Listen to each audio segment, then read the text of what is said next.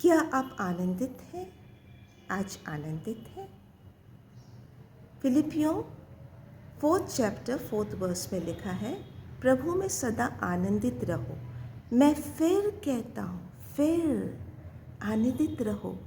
Rejoice in the Lord always, and again I से rejoice. वो कैसे? क्योंकि हमारा परमेश्वर प्रेयर आंसरिंग गॉड है। वो प्रार्थनाओं का जवाब देता है। अब्राहम को 25 साल बाद जवाब मिला ना।